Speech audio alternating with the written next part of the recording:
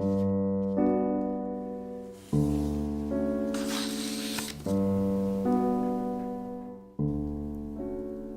everyone, welcome back to the second video on cursive lowercase letters.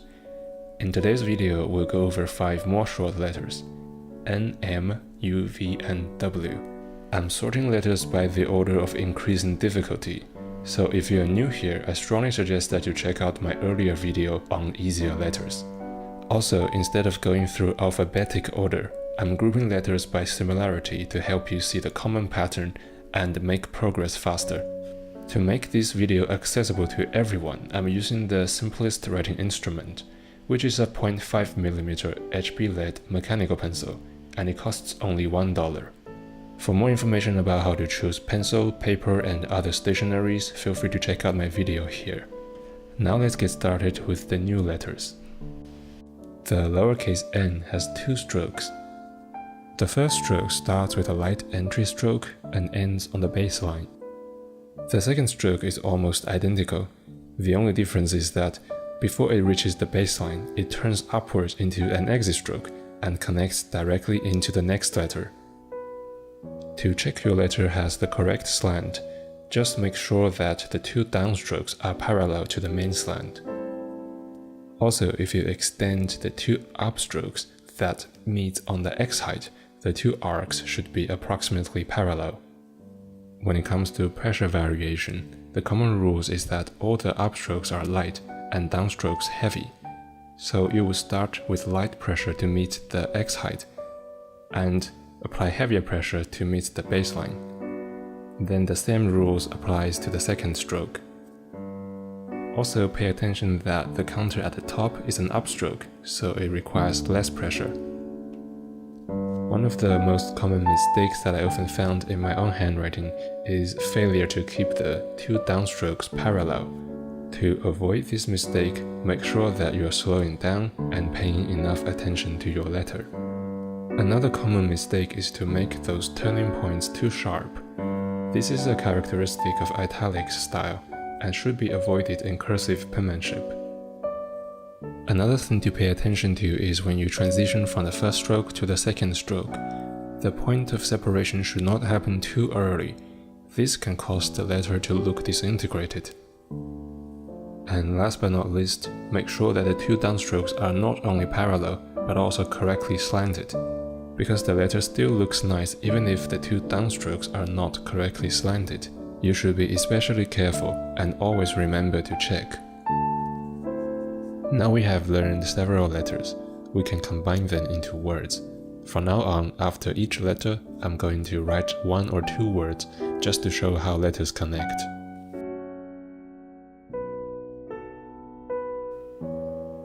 And there's nothing special about lowercase m. It has 3 strokes, and all it differs from lowercase n is that you just need to repeat the first stroke twice. Actually, many of the letters are composed of identical repeating elements, which is why you'll find cursive easier and easier as you practice. To check the slant, make sure that all 3 downstrokes are parallel and correctly slanted. Also, if you extend the upstrokes, the 3 arcs should be approximately parallel. The pressure variation is the same as lowercase n.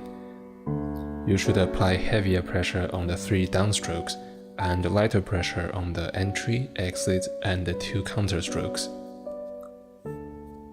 One critical mistake to avoid is not to have the 3 downstrokes evenly spaced.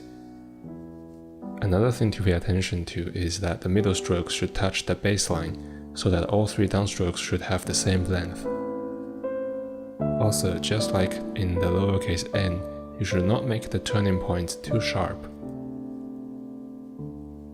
Finally, always remember to check that all 3 downstrokes are parallel and correctly slanted.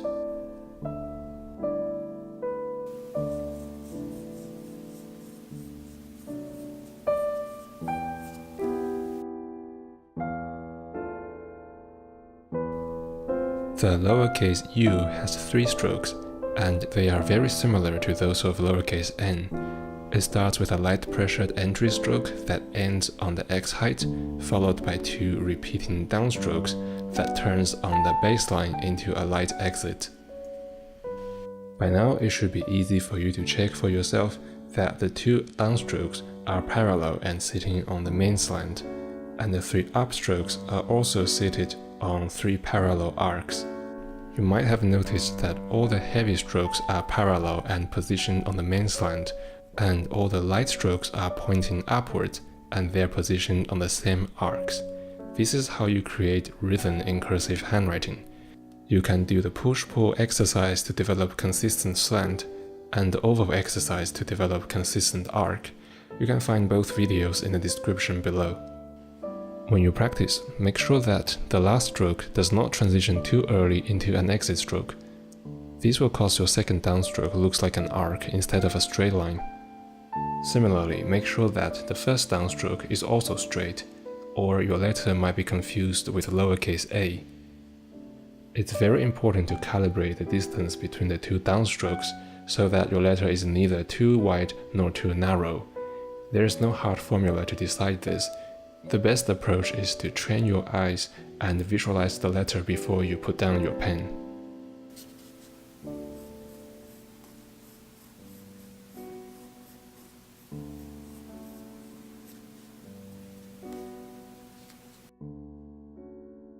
The lowercase v is a slight modification of lowercase u. The last stroke no longer goes down to the baseline, it is replaced by a small twist that dips below the X height and immediately jumps back again. So there's only 1 downstroke here, and naturally it has to sit on the main slant. If you extend the 2 upstrokes, the 2 arcs should be approximately parallel. Apparently, the downstroke needs heavier pressure than the upstroke, but you should also pay attention to the small twist in the end. You need slightly heavier pressure on the twist to make your letter easier to distinguish. Just like in lowercase u, you should avoid making your letter too wide or too narrow.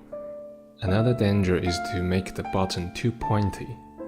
And as I mentioned earlier, the best approach is to train your eyes first before putting down your pens. In one variation of lowercase v, the entry stroke does not taper onto the downstroke, but makes a smooth turn.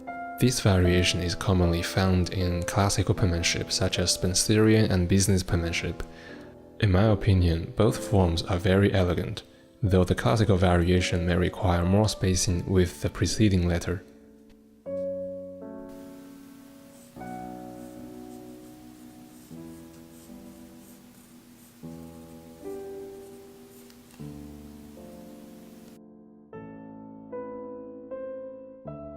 The lowercase w can be decomposed as the first 2 strokes of lowercase u and the last stroke of lowercase v, with some small modifications. One difference is that the second downstroke no longer reaches the X height anymore. Another difference is that the second counter is slightly narrower than the first counter to make room for the small twist on the top. The 2 downstrokes are parallel with the main slant, while the 3 upstrokes are also parallel with the same arc. Similar to lowercase v, the downstrokes and the twists in the end have heavier pressure, while the upstrokes that form parallel arcs have lighter pressure.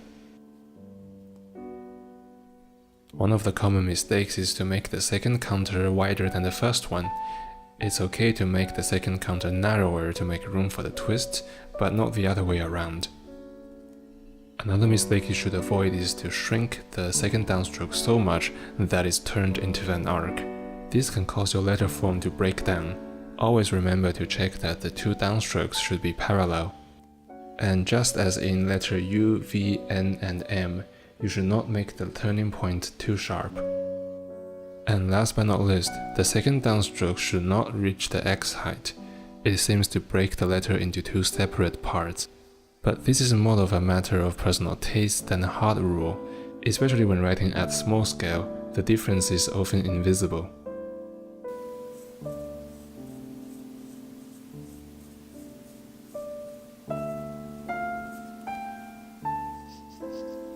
That's all for today.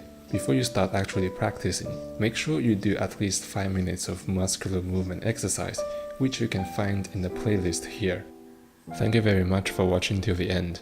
If you find this video helpful, please give it a thumb up and subscribe for more tutorials.